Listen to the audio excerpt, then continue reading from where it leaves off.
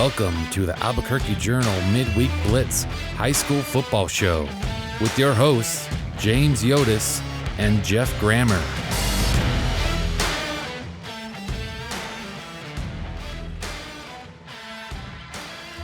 Hey, what's up, everybody? It's Geoff Grammer with the Albuquerque Journal, and this is the Midweek Blitz, our weekly high school football show, joined, as always, by the Albuquerque Journal's prep sports guru, James Yodice. James, welcome.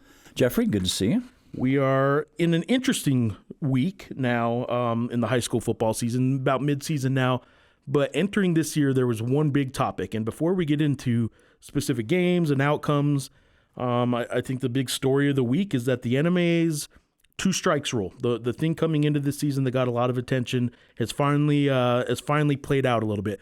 Let's quick nuts and bolts of what the rule is, so people that aren't aware kind of understand what the NMA's two strike rule is, and then we'll get to actually what happened this week. Yeah, so in essence, teams and fan bases separately are both under extra close monitoring right now by the NMAA, as the NMAA looks to kind of stamp out what they describe as egregious behavior. That's the specific word they use in their language, egregious. Any school or fan base that gets hit with two strikes of just really, over-the-top behavior or violent behavior, unsportsmanlike behavior, however you want to describe it. Kind of a you know it when you see it sort of That thing. is exactly the way I've been describing it to people who ask me about it. I'm like, you know what? You will know it when you see it. That's how you'll know it was a strike. And as we'll get into in a minute, that's what happened last week. But in essence, two strikes and you're out. If a fan base gets two strikes, not necessarily an individual parent. Individual fans can still be suspended without a school or a fan base getting a strike. A fan can go over the top and get kicked out of watching games for a season or even for a whole calendar year. That does happen. In this case, two strikes for a team or two strikes for a fan base, the teams would lose the rest of their season, whatever point this occurs, and a fan base, those fans would be prohibited from watching their team in person. I mean, they could do it online, I suppose, but they would be prohibited from watching that particular team in person for the remainder of that season. And as you noted I remember a column you wrote going into the season, essentially, while some fans may not like this, but in the past, fans have sat back and watched some of their fellow fans go over the top. And again, you know it when you see it. We're talking the extreme stuff that has happened more and more around the country, not just New Mexico, but in youth sports and high school sports. And this kind of puts it on every fan, whether they like it or not, to go report it or to, hey, calm down, tone down a little bit. Whether you like that confrontation or not, this is sort of on every fan for the fan side of this. That's not what happened this past week, but for the fan side, is that a good way to describe it? Yeah, very on good. Everybody? And I wrote an extensive story about this right before the football practices began in late July. New Mexico is not the first state to do this. They were following in the footprints of states like Louisiana, Oklahoma in particular, Washington State, and other states, I believe, are close if they haven't already added such language to their own constitutions. Fans are really the target here. Yeah. Now, what happened with Valley and Blend last week did not involve any fans, but fans are primarily the target. And as I wrote, look, fans can no longer just be passive and observe other fans acting ridiculously stupid and being abusive, cursing, swearing, all the behaviors that we all have seen if you go to a high school event anyway. Yeah. Other fans are going to have to at least make an attempt to police their own a bit so they don't come under scrutiny. Right now, nobody wants scrutiny. Nobody wants to be under that NMAA microscope right now for fear they might get a strike. But these individual fans are really the big nuisance. Sometimes student bodies, as I wrote about in my story. Yeah. Student sections can be, like anything else, you get into that pack mentality, and students are suddenly feel, I don't mind stepping over the line because 50 of us are doing it together. It's unlikely to find an individual student or two students sitting together doing this. But when you get enough of them together, that pack mentality, you can get some usually it's in the form of profanity, but Sure. Right now that's going to get you a strike. If a student body starts cursing, using the F word is a big thing. I've heard it many times over the years. You do that now, that's gonna get the fan base a strike. Even if the parents are acting properly, if the students step over, that's going to get everybody into trouble. So yeah, the NMAA is trying to just cut down on this as much as possible. Sure. And we were bound to have a first strike at some point, which is what we're going to get into, and it was just a matter of where and when it sprung up. But yeah, this is exactly why they put the bylaw in, and it's almost meant in a way to kind of shame these schools into acting better. So let's move on then to what happened last week. It wasn't, we went over a lot of the fan part of this, because that's what I think caught a lot of attention is, wait a minute, you're telling fans they can't come to games anymore? Going to be empty stands? It wasn't, if it strikes against the fans, those are just some empty stand games. They were still going to let the teams play. In this case, though, Friday night, you're covering you were covering soccer championships on Friday. Right, I was not at the football game in question that we're going to talk about. But we start hearing about a game that ended with still like almost 5 minutes on the clock. 4:58 left on the clock. I know on Twitter you were relaying as best you could what you were hearing, and then by Saturday you had the full story. Let people that don't know or people that do know, and based on the amount of people reading this story on our website, a lot of people know about this now. It is being well read, well consumed. Tell us what happened. Just give us the rundown. Okay, I'll try and make this the Cliffs Notes version as best I can. So Valley and Belen were playing at Milne Stadium last Friday. With about 5 minutes left, there was a punt return to Valley. Now, this is coming from the Belen superintendent, Lawrence Sanchez, who's a former coach himself. During this punt return, apparently, there were a couple of really vicious crackback blocks by Valley players against Belen players. And I think it sounds like that's what lit the fuse. So the very next play, when Valley actually, I believe, scored a touchdown on this, but it was called back because of these penalties on these illegal blocks. So on Valley's first play, as it was described to me, a player was running toward Valley sideline, and a couple of Belen tacklers tackled him pretty hard into the group on the Valley sideline. And after that, that's where it gets fuzzy. We know that it escalated quickly. We don't know how exactly that happened. I wish I did. I do not know.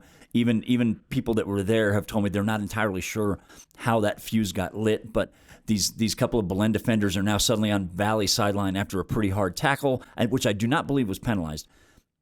And I who knows? They start talking to each other. One person told me they saw a Belen player take a swing at a Valley kid. It sounds like it just escalated really quickly. Not to quote Ron Burgundy, but once these two players were caught up in this crowd along the Valley sideline, and it looked like something was about to break out, all of Belen's players came running over to the other side of the field, which is an automatic ejection. Anybody that leaves the sideline, right, you're ejected. They come over, and then a bit of a brawl or melee, as Lawrence Sanchez, the Belen superintendent, that was the word he used. I don't exactly know how many punches were thrown, or whether there were groups of you know how these things work. Were there different pockets of activity? Right. I don't know that. I can't speak to. But Valley engaged. Belen came over. Valley. I mean, if an entire football team runs at your sideline, yeah, Valley engaged them, and what we end up with is both of these teams getting a first strike. The teams, no fans involved at all, even though some people on social media seem to think that was the case. No fans involved in this whatsoever. These were just the teams. So all of Belen's kids get ejected for having left the sideline. Valley's players, all of them on the sideline, or pretty much all of them got ejected, as the way it was described to me by the NMAA, for engaging in the fight. So what you end up with is all of these varsity players now ineligible for their next game, which is why both of them are forfeiting their next game. Belen was supposed to play Deming this week. That is now a forfeit for Deming. Los Lunas was going to play Valley in 2 weeks. I believe Valley was off this week. They were going to play Los Lunas in 2 weeks. That game is now a forfeit for Los Lunas, so Los Lunas loses a home game there. Well, and so that's something I wanted to ask you about. I cover primarily some college sports, and people always complain about the NCAA enforcement of rules years after, affecting the people that had nothing to do with it. Los Lunas losing a home game, I mean that hurts a town like Los Lunas. That hurts the home gate a little bit. The concession stands. I'm not laughing at Los Lunas. I'm laughing because even as I had posted the information on this story on my Twitter account on Saturday, after I had learned about the penalties, Wilson Holland, who's the director of athletics for both Las Lunas and Valencia. High school football coach of one Geoff Grammer in Alamogordo. Used to be the Rio Rancho high football coach. Anyway, Wilson is now the AD for Las Lunas and Valencia. He called me and said, James, I don't know if you know this, but we're losing a home game here, and that's a big chunk of revenue for us. I think he said $7,000 ballpark.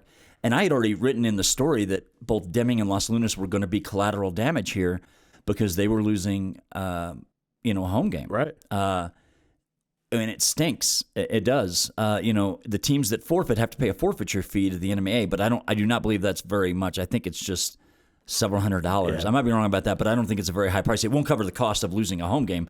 And some people suggested, well, why can't these two teams just play each other? They can't because the two games were on different weeks. Okay. Belen was going to play this week against Deming. This was an off week for Valley already. Okay. They weren't playing Las Lunas until next week. So Las Lunas and Deming could not simply just play each other and make up that game. On top of which, the forfeits are already going to be recorded as a game. Right. So I don't have 11 games. I do not know that it would have even been feasible. Yeah, technically that would have counted as 11th game, even though it would have only been 10 on the field. I don't even know how that could have worked anyway. But yeah, Deming and Las Lunas pay a bit of a collateral damage price on top of the embarrassment that Valley and Belen are facing. Well, that's unfortunate, obviously, for especially a place like Las Lunas and coming from a one high school town myself in Alamogordo. Like, those Friday night games do mean something to enough people that it's unfortunate that they're the ones suffering. We'll put a bow on this with this question here. What is next in terms of do either school, are they planning on appealing or both schools in agreement with this? And what does the next strike mean for these two teams if they should get one? No, I talked to both Lawrence Sanchez, the Belen superintendent, as I referenced a few minutes ago, and I talked to Scott Elder, the APS superintendent. Both of them are completely on board. There is not going to be a challenge to this. There's no way there could be. They engaged in a brawl in the middle of, still in the middle of the fourth quarter. That's what the rule is. Yeah, that's just it. This is why the rule was created, to penalize teams that do this. So if either one of these teams, Belen or Valley, has any other team incident the rest of the season, even if it were in their last game, it could carry over to the following season.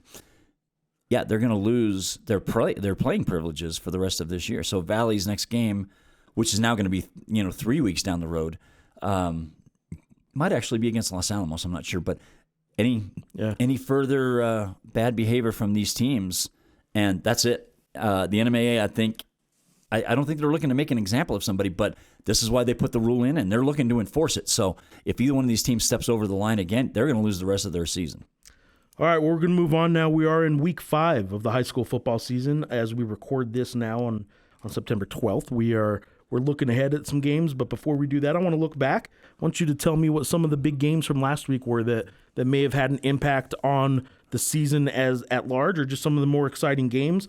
I'm going to go down. I got a list of 5 games I'm going to ask you about here. Yeah. I know, again, we talk about, I put this disclaimer every week, but there's a reason for it. I want to ask you about the La Cueva game.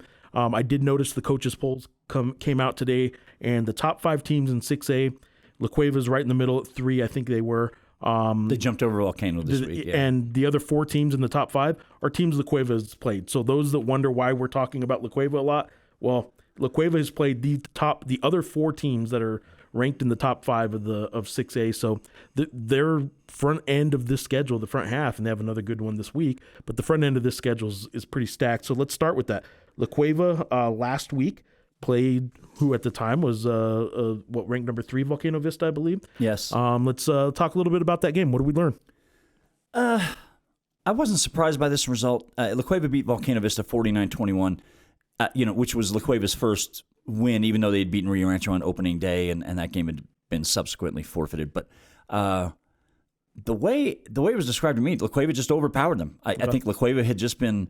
It's all been accumulating between the forfeit, and losing to Centennial, losing to Cleveland, having the game overturned against Rio Rancho. I think La Cueva came out and played one of those. We're sick of this. We're going to get our season on the right track kind of games.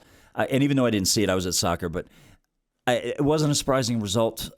Look, Volcano is still a great program, no question, but they're different at quarterback this year, and I'm going to see them for the first time on Thursday this week, but they don't have that same dynamic play quarterback they've had in years past, and this offense hasn't quite exploded yet like we're used to seeing with them. They've had several good wins. They beat Carlsbad, they beat Las Cruces, they beat West Mesa. They've beaten several pretty decent teams, so they were off to a good start, but their offense has not yet exploded the way we're used to seeing.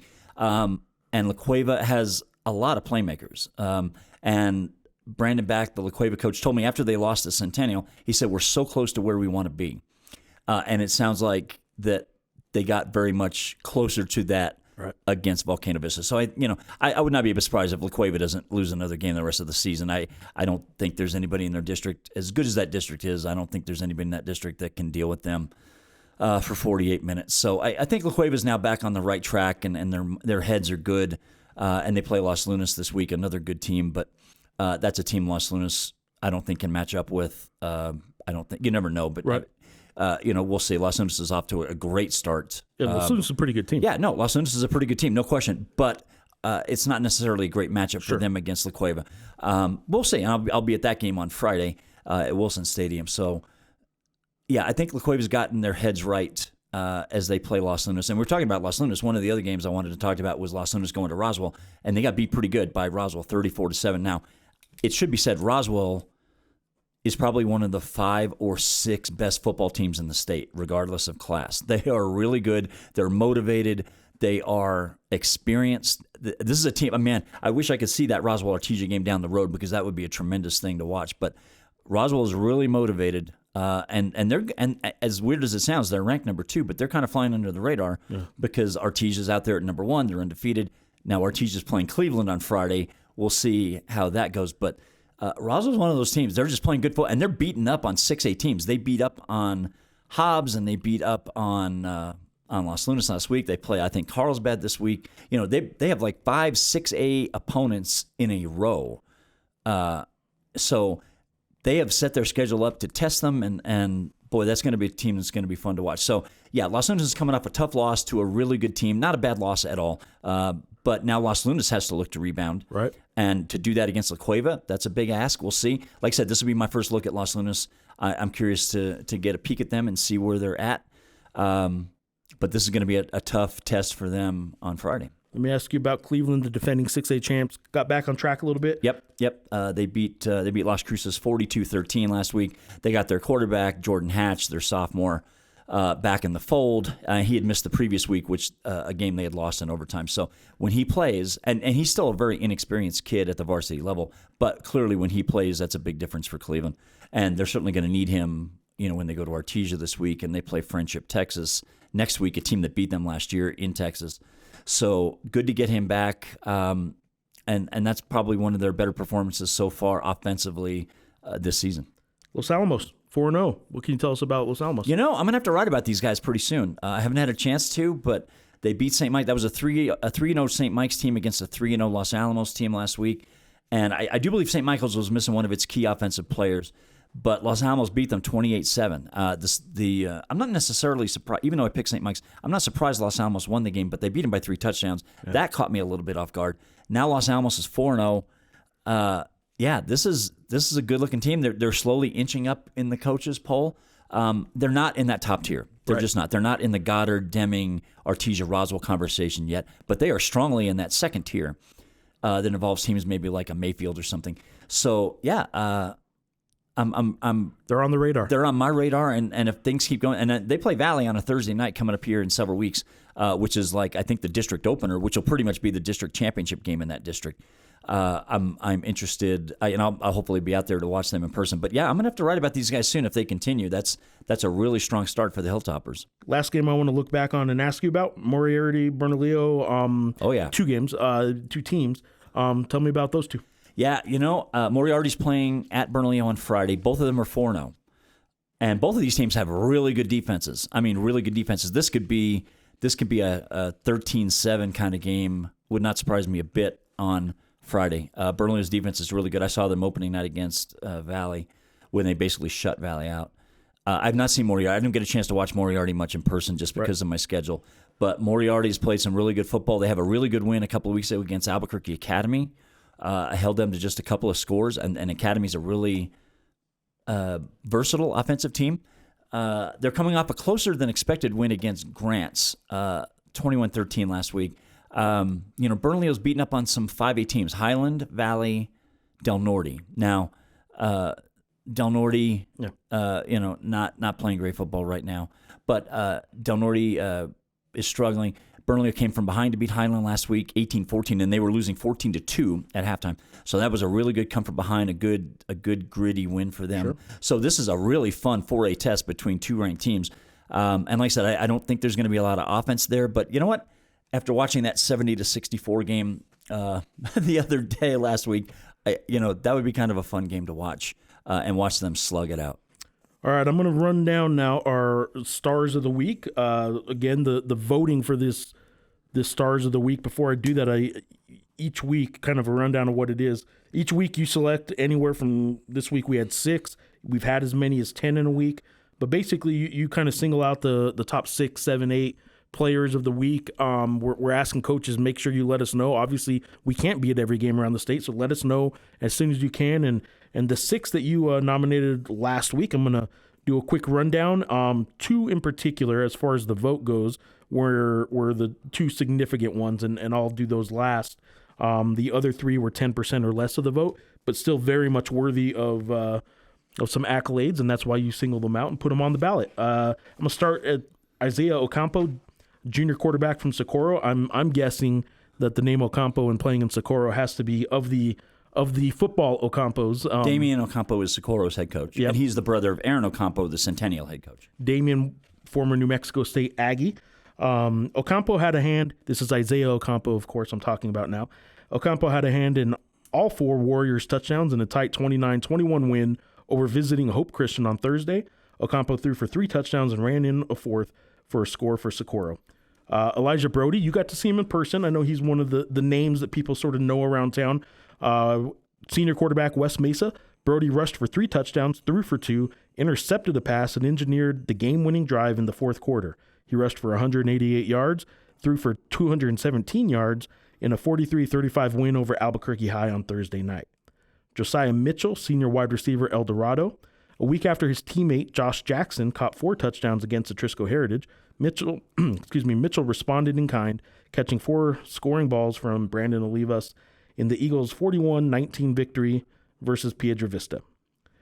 One more, and then the top 2 vote getters I'll kind of single out here in a second. Blake Spencer, junior quarterback from Bloomfield. Spencer had a huge night, throwing for 280 yards and 5 touchdown passes, and he also rushed for a 6th as the Bobcats blanked visiting Albuquerque Academy 41-0 on Friday night. I will note that Blake Spencer from Bloomfield got 10.2% of the vote, and when you consider this is an Albuquerque Journal poll, and this is a player from Bloomfield, to get 10% of the vote in this poll that's getting thousands of votes, like that's a tip of the cap to him and that fan base for trying to support him. And as much as possible, I want to try and get kids, not just metro area kids. I want to try and get kids in from every corner of the state. If they have a performance that's worth talking about, I want to get them in. That's the whole goal of this. It's supposed to be a poll to represent the best players. These top 2 players got the significant chunk of votes this week, and I'm going to go number 2, Carter Weddle, senior wide receiver kick returner for Cleveland. His night ended with an injury, but before that, he menaced Las Cruces High. He shined on special teams where he returned 2 punts for touchdowns. He also caught a pair of scoring passes for the Storm in a 42-13 victory. Carter got 37.7% of the vote. The vote winner, the winner for last week, Nicholas Chavez, in our AlbuquerqueJournal.com poll. Nicholas Chavez, senior running back linebacker for Santa Rosa. Chavez rushed for 199 yards in the Lions' double overtime win Friday night over Tularosa. He also scored 3 touchdowns, had 25 tackles, and a blocked punt. He received 46.4% of the vote. Is 25 tackles accurate? Is that? I mean, I'm reading that right. 25 tackles. That is not. It's not unusual. Even at the 6A level, the better kids at the smaller levels will always have, I think, more tackles. But you see this sometimes with kids like Stratton Schufelt from Cleveland or Mason Posa from La Cueva go over the 20 tackle total in a single game. Yeah. A good player, a good linebacker, you betcha. 20 tackles minimum is not unusual. I will open the door here for you, James. Anybody else that you want to mention, individual performance from last week that stands out? One kid I just want to give a quick nod to is Brandon Olivas, the quarterback from El Dorado. He had 5 touchdown passes against Piedra Vista last week, on top of the 8 that he threw the week before. So that's 13 touchdown passes in 2 games. So a special notice to him. And this is a kid that can play. I've seen him play against Rio Rancho. I'm going to watch them, I think, again this week against Clovis. 13 touchdown passes over 2 games. Yeah, I think he deserves a special notice. Not bad at all. I will, again, remind people every Saturday night is when we're putting this vote for Stars of the Week. I believe it's Saturday night. I think the poll goes live on Sunday. Does it go live on Sunday? What I do is I do an initial group of stars on Friday night, and then I supplement that on Saturday as best I can if I have a couple of other candidates from the Saturday after getting their stats from maybe their Friday night game or even from a game I witnessed on Saturday. So usually by about 6 p.m. on Saturday is when we have the final list put together. Like I said, it could be 6 like this week. It could be 8 or 9 like on other weeks. As many good kids as we can get on the list. I don't want to put them on just for the sake of putting them on. It needs to be, I think, a legitimately big and important performance in a close game. Statistical or impactful. Yeah, like Jose Ocampo from Socorro, who throws 3 touchdowns, runs for a 4th in a game where they only score 4 touchdowns in a key matchup, in a key game between 2 teams that are fighting for seeding position. So that's the kind of thing I'm looking for.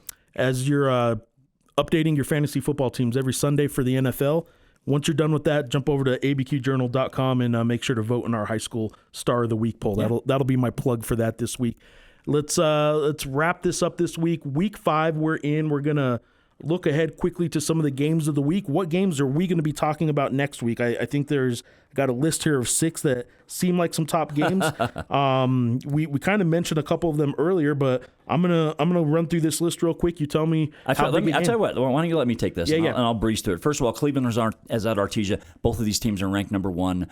It's Cleveland in 6A, Artesia in 5A. Great matchup. That's the big matchup of the weekend. Boy, that's a game we all wish we could watch that was here. And I've asked you before, where would Artesia rank in the 6A pecking order? Probably not going to be number 1, but game like this is where they can say, look, we belong. They're a top 5 or 6 team, as I said. Roswell would be if they were both 6A teams. So both of those teams would be in the top half dozen if they were 6A teams. I think that's fair to say. We mentioned Los Lunas and La Cueva. Los Lunas coming off their first loss. They were 3-0. Now they're playing La Cueva, who's 1-3. Really good matchup, 2 ranked teams. Sandia, Volcano Vista. Sandia is the last undefeated team now in 6A, with Volcano Vista losing last week and Los Lunas losing last week. Sandia is the last undefeated team in 6A. They're playing Volcano Vista on Thursday night at Community Stadium. Fun matchup there. Sandia's got a good defense. And like I said, this will be my first in-person look at Volcano. 2 ranked teams there. I think both teams ranked in the top 6 or 7. Hobbs is up here to play Rio Rancho. Hobbs came off a tough loss to Lovington in that rivalry game. They don't come to the metro area very often. But this is a game they got to find a way to get their season going. They got beat up pretty good by Roswell the week before. Then they lost to Lovington, and Roswell had high hopes coming into the season. So I don't know that they've quite gotten to where they want to be yet. Of course, we talked about the Moriarty Bernalillo game, 2 4-0 teams in Class 4A, and then of course Las Cruces plays Mayfield this week at the Field of Dreams. They're not in the same classification anymore, which takes away a lot of the pomp and circumstance from this matchup. Yeah, which is too bad. I've covered a couple of them and been lucky to do it.